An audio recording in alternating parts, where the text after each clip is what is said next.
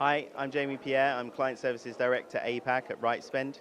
We're a marketing procurement data platform. I'm based here in Singapore and have been in Asia Pacific for the last 8 years.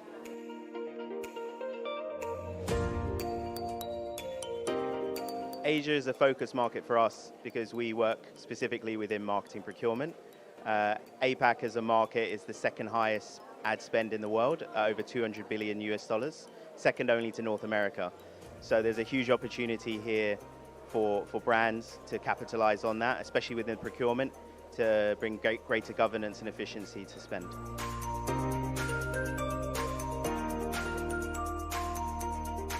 So what we see, in comparison between Southeast Asia and the US, the markets of the US and in Europe as well are a bit more mature. So departments such as marketing procurement are more specialized. At the moment, that's still a work in progress in Asia Pacific.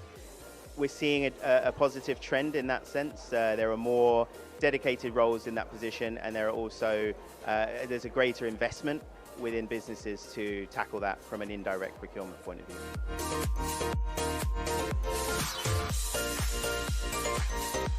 I think one of the key opportunities is within digital marketing. So right now, according to some recent Dentsu analysis, digital is actually outpacing the rest of the world in Asia Pacific.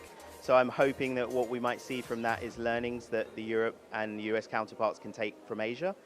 Asia as a region has also pioneered marketing from a social media point of view, the highest sort of per capita social media usage. So I'm really hoping to see how those learnings, the digital transformation can happen in the rest of the world too.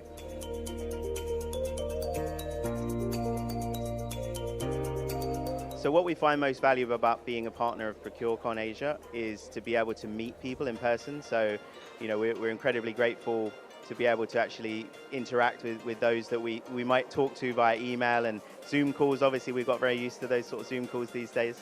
So it's nice to be able to actually see people face to face, have a nice conversation, understand also from the very experienced speakers what else is happening within our industry, so that we sit in a niche. So we have to be aware of what happens outside of that and adapt to those as well.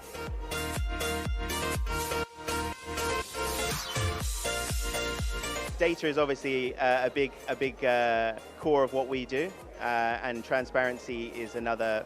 We're a big advocate for transparency. So we believe that transparency will fuel greater relationships between vendors and advertisers and brands, and we believe that it can kind of open the door to better collaboration as well, better work. So from a strategic point of view and a creative point of view as well. So yeah, we definitely believe that transparency should be at the heart of it.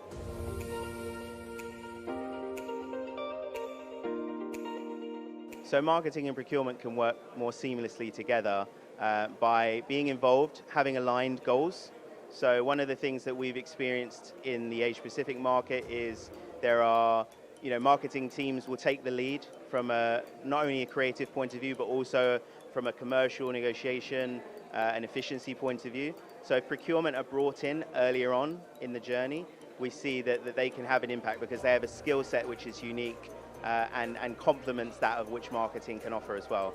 So we do really believe that by having the conversations earlier and collaborating, they can work a lot better together and generate good results.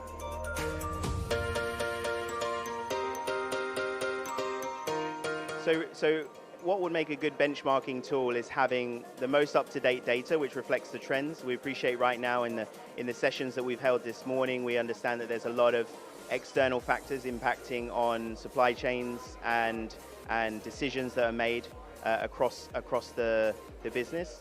So having that up-to-date data which reflects what happens in your market is a key thing. Another area that you really want to be benchmarking is as like for like as possible.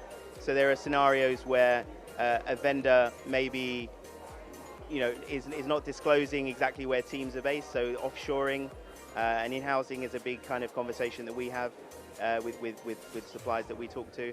And so it's really key to understand exactly where people are based and benchmark them accordingly, so that you're getting a fair comparison.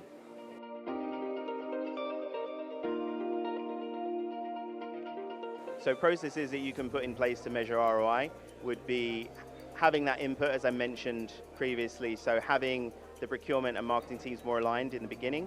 Procurement already have good kind of governance, it's sort of baked into the role, and understanding from an efficiency point of view where marketing can improve on that side of things. So bringing that in earlier on.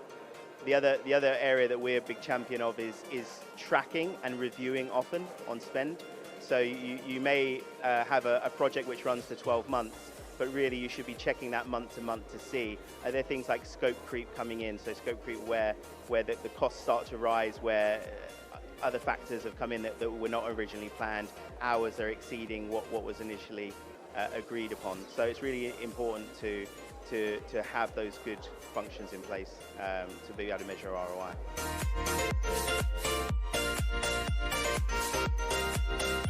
We absolutely are always looking to innovate as a business. Expansion in Asia is a big part of that.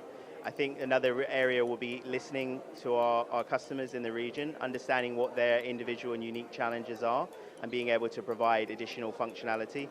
Some of the functionality which exists within the system right now came from client feedback, so we're always receptive to that type of information.